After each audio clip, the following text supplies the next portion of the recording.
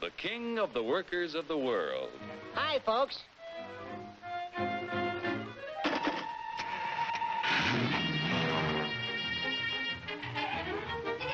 Joe's the king because he can buy more with his wages than any other worker on the globe.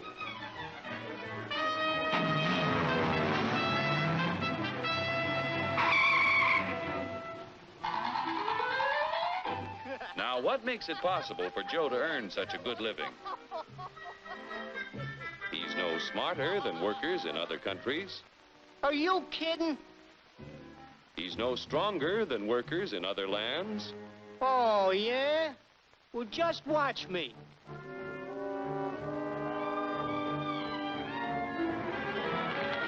Ow! Just because Joe's an American doesn't mean... Yeah? Well, being an American is the best thing in the... Oh! My back! Sure, being an American is great, but how could you be superior to any foreigner when you or your folks might be any one of a dozen different races or religions? So, if you're no Superman, it must be the American way of doing things that makes you the luckiest guy in the world. I don't think I'm so lucky. You don't? Well, let me show you. Hey, what's that gadget? Television? No, it's a time machine. Just pull that lever. You'll see how people worked 100 years ago. Hey, this I like. Oh, that's too far back. Try again. We want to stop at 1850. Who's the character? That's your grandfather, Joe. Oh. He had to work 69 hours a week to earn a living because he had only inexpensive hand tools and his own strength to help him make things. Your grandfather was a powerful man, yet his strength equaled only 1/10 of a horsepower. You have hundreds of horsepower in this costly giant of a machine to multiply your strength and efficiency 1,000 times. This makes it possible for you to earn more than any worker in history.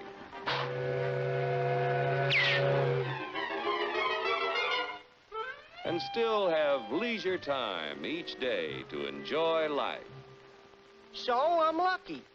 But what about the rich guy who does nothing while I do the work? True, there are rich people who contribute nothing.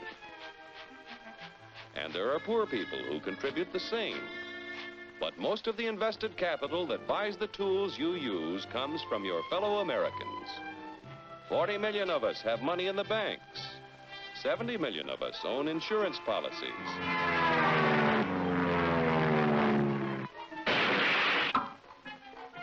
Over 15 million of us invest savings in corporation stocks and bonds, which help to finance industry.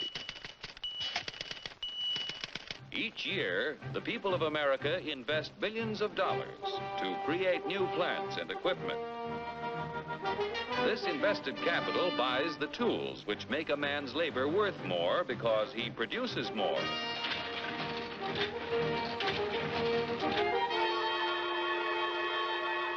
In China, for example, where there is practically no capital available for investment in plants or tools, a man's labor is not worth very much. A coolie takes 10 days to move 10 gallons of kerosene 100 miles at a freight cost of 10 cents a gallon.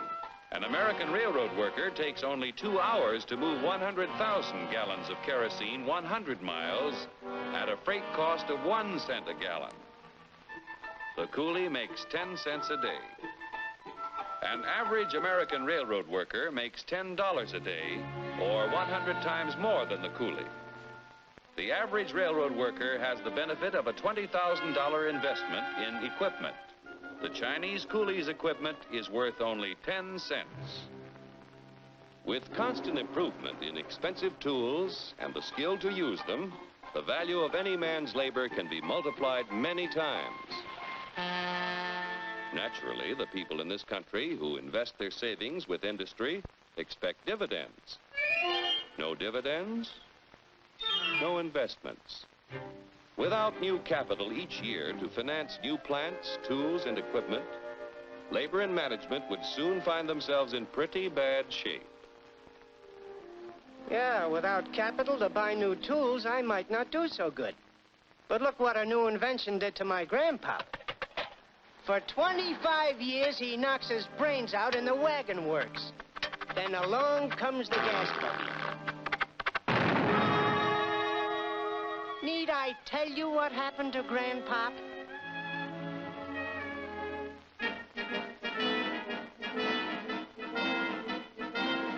The history of our country proves that new inventions create thousands of jobs for everyone they displace. So it wasn't long before your grandfather had a better job, had more pay for less work. Our industrial progress is largely the result of the competitive struggle between companies to capture the market to increase profits. Huge sums are spent each year to make a better product to sell for less. Yet, regardless of how much money is spent to develop a new idea, there is often failure.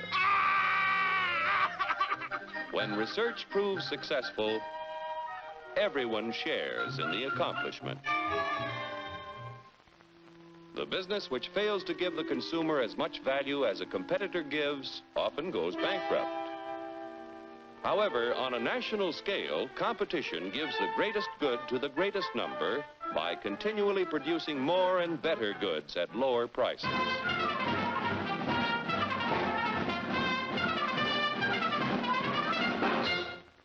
The American way of doing things makes it possible for more people to own their own homes.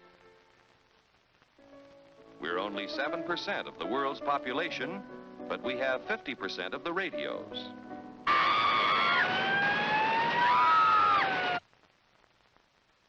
We have 54% of the world's telephones.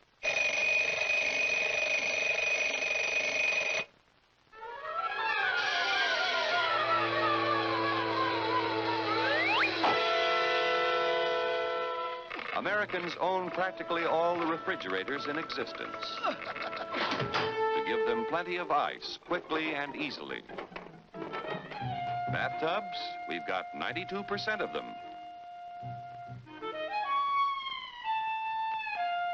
Most of us have the leisure time to enjoy the peace and quiet of the beautiful countryside as we drive about in 72% of the world's automobiles. I told you to turn at the last corner. If you don't eat it, you eat it. I don't like it. I want a candy bar. Under the protection of our freedoms, American labor, management, and capital, the greatest production team in the history of mankind, have made the United States the industrial master of the world. Capital must continue to provide industry with the funds to create new tools and plants.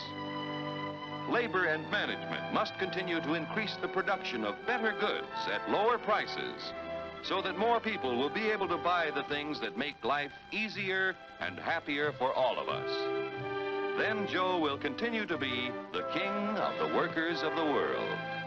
You said it, brother.